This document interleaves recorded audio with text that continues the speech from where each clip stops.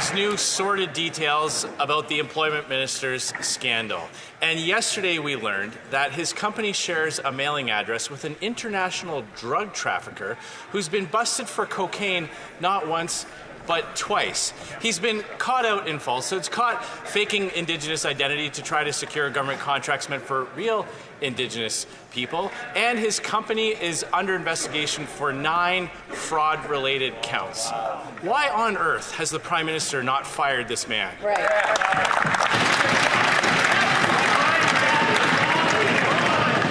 The Honourable Minister for Employment and Workforce Development. Mr. Speaker, as I said yesterday, I don't know the person referred to in that article. I've never met that person. It's stated in the article, Mr. Speaker. Thank you.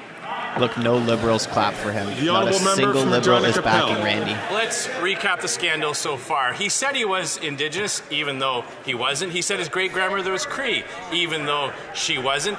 He said there was another Randy working at the company, even though there wasn't, that he had nothing to do with the company while he was in cabinet, even though he was, and his company got a contract while he was sitting around the cabinet table. In a normal government, any one of those scandals would be cause for dismissal. Yeah, that's right. So why in this wacko Liberal government does this man still sit in cabinet?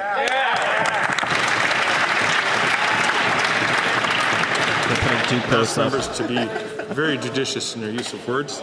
The Honourable Minister of Public Services and Procurement. Thank you, Mr. Speaker. The Minister has already answered this question many times. The question that we still haven't had an answer for is why the Conservative leader's scandal, who refuses to seek his security clearance and protect himself and his future members during the next election, what is he hiding? When he refuses to get information about the risks of foreign interference for the upcoming elections, thank you. I would ask the honourable member to not speak until the chair recognizes him. Capel. Well, we don't know what it'll take for this guy to get fired from this Prime Minister. We do know what will get you fired. Remember Jody Wilson-Raybould? She was fired for telling the truth about the Prime Minister's attempts to interfere in a criminal case. Here's what she had to say. A Prime Minister committed to true reconciliation would have removed this minister and the other Randy from cabinet long ago. Instead, we get to watch white people play Ancestry Wheel of Fortune. Ouch. How come under this Prime Minister, a strong Indigenous woman gets fired for telling the truth when a weak, fake Indigenous man gets to keep his job after lying?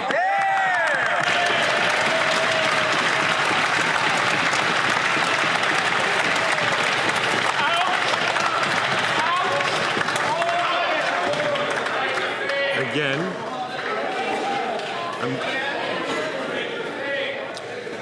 I'm going to ask the honourable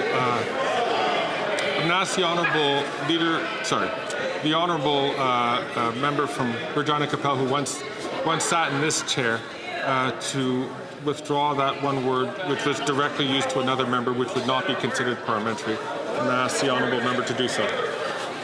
I'll withdraw the word lying and replace it with telling falsehoods. Yes.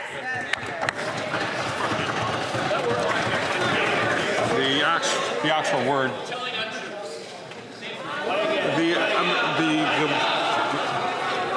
The word which was being used.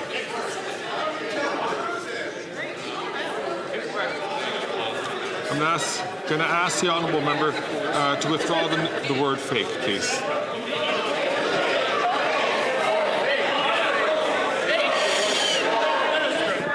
Sorry, just for the Speaker to clarify, the word fake, but the Minister did...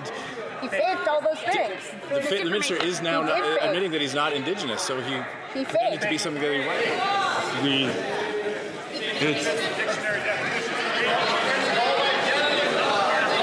Colleagues.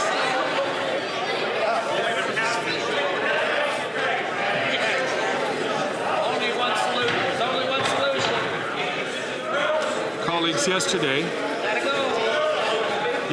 there were members who were asked to withdraw that very same word, and the member did. And so I'm going to ask the honourable member if he could please do so.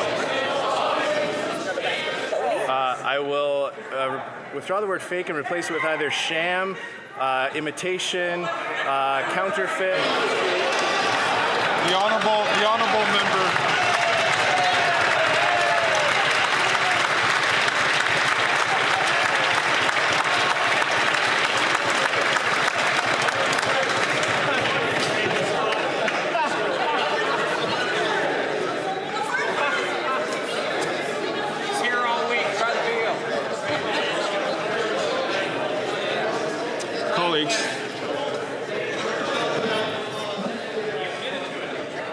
Colleagues,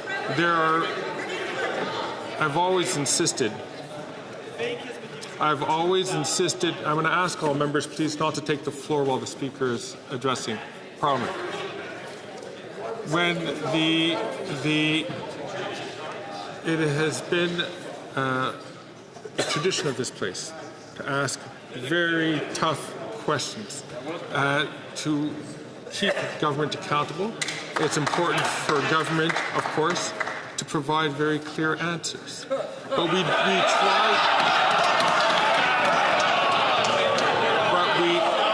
try to do this in a way that allows people to treat each other with decorum and respect.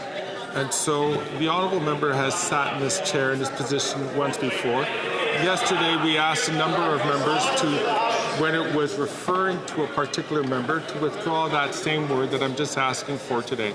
I just asked the honourable member just to withdraw that word so we could just move on.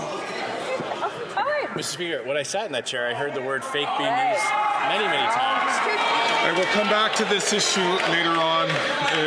I will come back to this issue near the end of question period. Will the Honourable Leader of the Government in the House of Commons?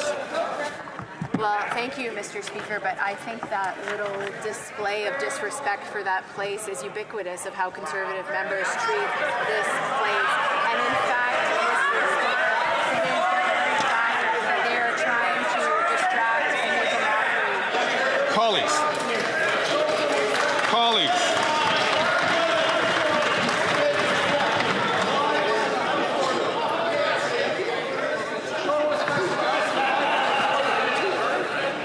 I'm going to ask the honourable member, the honourable members need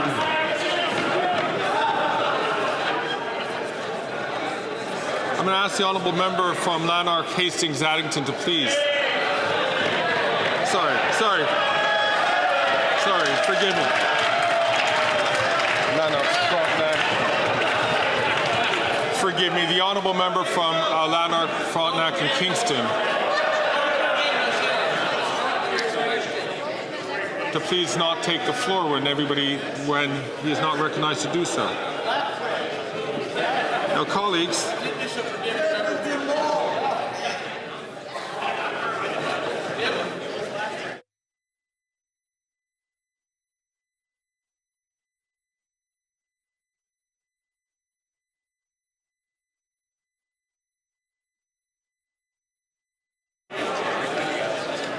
I do not know if the Honourable Minister had finished her answer because I was not able to hear her.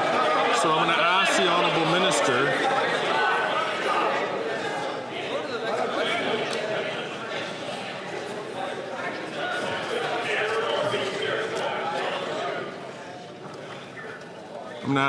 Minister to start from the top.